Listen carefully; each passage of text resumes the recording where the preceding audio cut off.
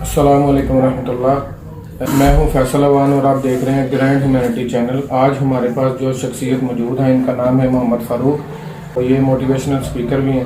آج خدمت خلق کے حوالے سے ان سے ہم نے گفتگو کرنی ہے۔ جی فاروق بھائی، السلام علیکم ورحمۃ اللہ۔ سب سے پہلے تو آپ سب ناظرین کو اس چینل پہ خوش آمدید ہے۔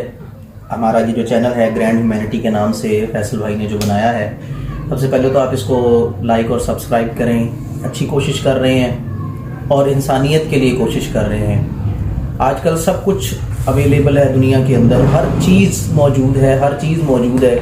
اگر نہیں ہے تو اپنے مسلمان بھائی کا خیال موجود نہیں ہے۔ ہر چیز میں وہ اپنا ذاتی نفع دیکھتے ہیں، اپنی ذاتی چیزوں کو دیکھتے ہیں، ذاتی فائدے کی طرف جاتے ہیں۔ فیصل بھائی آئے میرے پاس، انہوں نے بات کی، انہوں نے کہا جی کہ میں ایک ایسا چینل شروع کرنا چاہتا ہوں جس کے اوپر میں لوگوں کو سیلف ڈیفینس کے اوپر ٹرین کر سکوں، جس کے اوپر میں لوگوں کو بتا سکوں کہ ان کیس آف ایمرجنسی اگر آپ کے پاس کوئی مریض ہے، کسی کو کوئی ایمرجنسی ہو گئی، میڈیکل ایمرجنسی ہو گئی ہے، تو فرسٹ ایڈ کے طور پہ آپ خود کیا کام کر سکتے ہیں۔ میں نے کہا یہ تو بہت اچھی بات ہے، کیونکہ آج کل ہم بھی، میرے سمیت اور آپ لوگ بھی ناظرین کو پتہ ہے، ہم لوگ سب سے پہلے ہمارے گھر میں کوئی پرابلم ہوتی ہے ہم کال کرتے ہیں 1122 کو، بالکل کرنا چاہیے، پہلا کام یہ ہے۔ لیکن وہ 1122 کے آنے اور ہمارے مریض کو، پیشنٹ کو ڈیل کرنے سے پہلے کے اس تمام معاملے کے درمیان جو 5 7 10 منٹ ہیں، اس میں ہم نے کیا کرنا ہے؟ بنیادی فرسٹ ایڈ کے معاملات، بنیادی میڈیکل چیزوں کو ڈیل کرنا ہم سب کے لیے ضروری ہے۔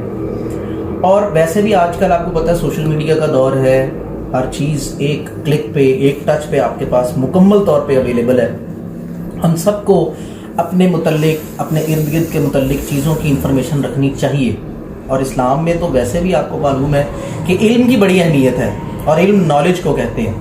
تو سب سے پہلے بنیادی اسلام کا علم ہر ایک کے پاس ہونا چاہیے، اور اس کے ساتھ اس کو اپنی بنیادی آداب زندگی کا اور مسائل زندگی کا، اور زندگی کے مسائل کو حل کرنے کا بنیادی علم جو ہے ہر بندے کو کوشش کرنی چاہیے۔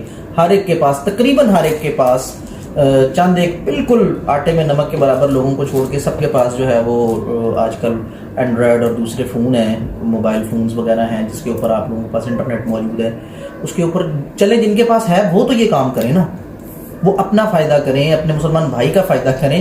نبی اکرم صلی اللہ علیہ وسلم نے فرمایا خیر الناس من ینفع الناس، لوگوں میں بہتر وہ ہے جو لوگوں کو نفع دے۔ اور لوگوں کو نفع دینے کا کیا طریقہ ہے؟ کیا صرف ہم تقریر کر کے لوگوں کو فائدہ دے سکتے ہیں، یا صرف ہم کسی کو پیسے دے کے فائدہ دے سکتے ہیں؟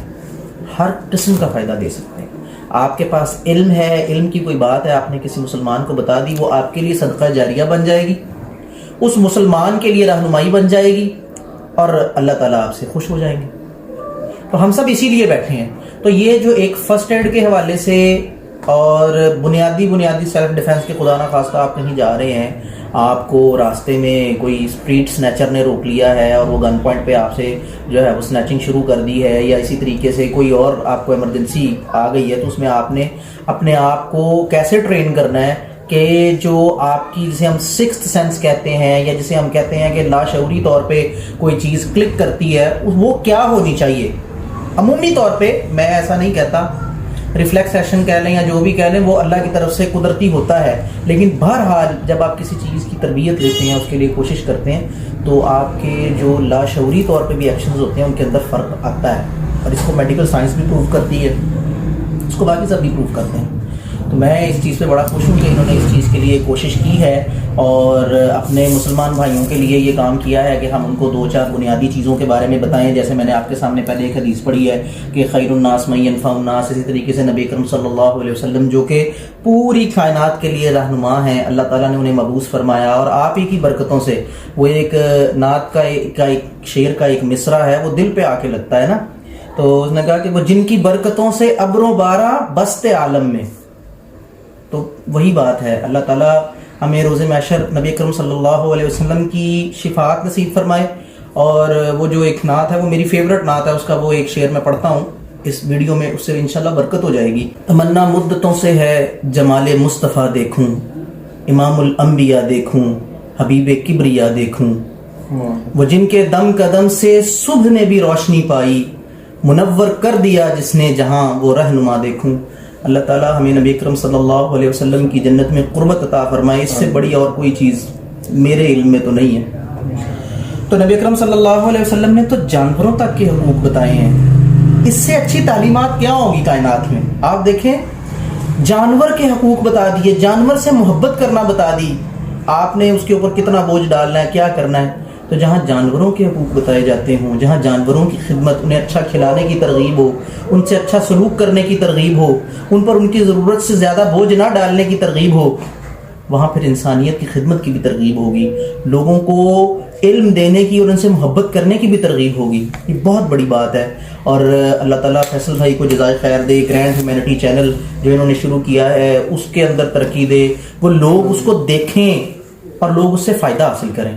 اور جب لوگ اس کو دیکھ کے فائدہ حاصل کریں گے نا, تو میرے نبی, میرے پیارے نبی, نبی مکرم صلی اللہ علیہ وسلم کی حدیث ہے, آپ نے فرمایا کوئی نیکی جاری کرے تو اس کے لیے, کوئی بدی جاری کرے تو اس کے لیے. جب کوئی نیکی جاری کرتا ہے, اس پر کوئی عمل کرتا ہے, وہ اس کو بھی اتنا ہی اجر ملتا ہے کرنے والے کو, اور جس نے اس کی ترغیب دی ہوتی ہے اس کو بھی اجر اتنا ہی ملتا ہے, اور جو ہے وہ کرنے والے کے اجر میں کسی قسم کی کوئی کمی نہیں کی جاتی. یہ بہت بڑی چیز ہے, اور آپ دیکھیں گے, سنیں گے, سمجھیں گے, عمل کریں گے, آپ کو بھی اجر ملے گا, انشاءاللہ ہمیں بھی ملے گا. پھر آپ کے ذریعے سے کوئی اور کرے گا اور دیکھے گا یا آپ سے سنے گا, آپ کو بھی اجر ملے گا اور اس کو بھی اجر ملے گا.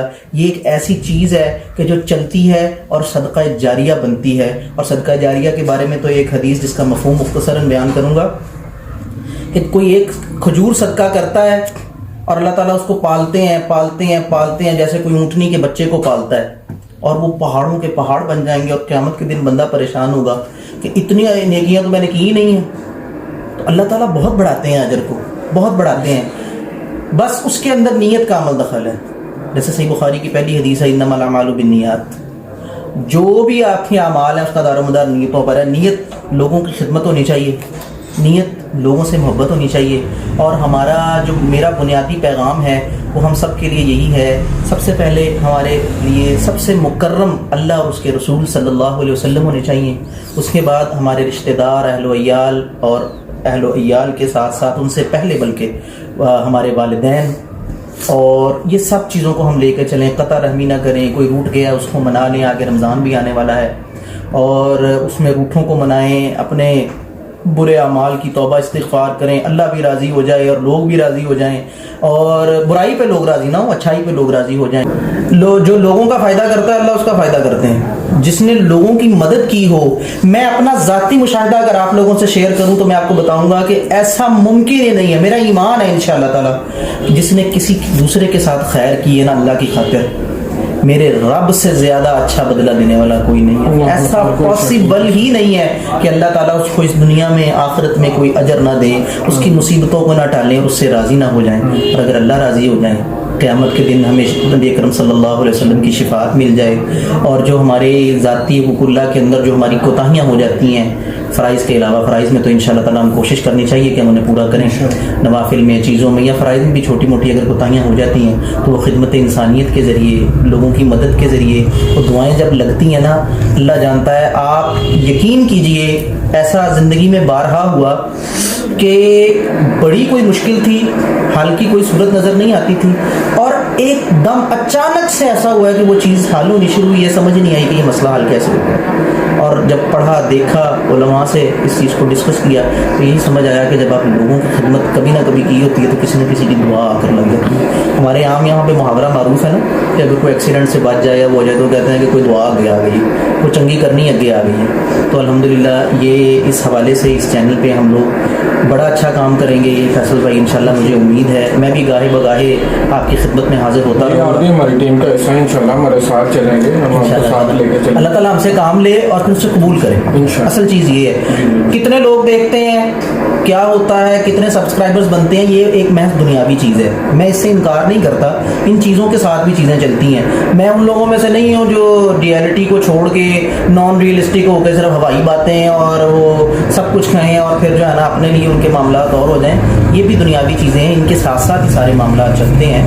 لیکن انشاءاللہ تعالیٰ اگر دین کے ساتھ دنیا اور دنیا کے ساتھ دین ہو تو پھر ہمارے لیے وہ جو ایک دعا سب سے زیادہ چلتی ہے, نبی اکرم صلی اللہ علیہ وسلم نے سب سے زیادہ یہ دعا کی ہے, یہ صحیح حدیث ہے صحابہ سے پوچھا کہ آپ سب سے زیادہ کیا دعا کرتے ہیں، تو فرمایا کہ آپ صلی اللہ علیہ وآلہ وسلم سب سے زیادہ کثرت سے یہ دعا کرتے ہیں، ربنا آتنا فی الدنیا حسنہ وفی الآخرۃ حسنہ وقنا عذاب النار۔ دنیا کی خیر بھی چاہیے، ہاں ہونی حلال طریقے سے چاہیے، حلال رزق کی کوئی حد نہیں ہے، رزق حلال کمائیے، بالکل کمائیے۔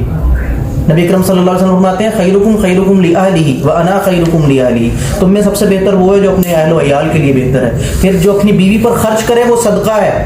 یہ سب صحیح احادیث ہیں، ان کے مفاہیم بیان کر رہا ہوں۔ تو اس کا مطلب ہے کہ خرچ کرنے کے لیے مال بھی تو چاہیے نا، تو رزق حلال سے مال بھی کمانا ہے۔ القاسم حبیب اللہ، محنت کرنے والا اللہ کا دوست ہے، وہ بھی چلے گا۔ آپ چینل کو لائک اور سبسکرائب بھی کریں، اس کو شیئر بھی کریں، اور اس خیر کے ساتھ وہ کام تو چلنا ہی چلنا ہے، لیکن اگر ہماری جو کمائی کا ذریعہ ہے وہ لوگوں کی خدمت کا ذریعہ بھی بن جائے تو اس میں کوئی چیز نہیں ہے۔ دنیا اور دین دونوں ساتھ چلیں، اس سے بڑی کوئی چیز میری نظر میں نہیں ہے۔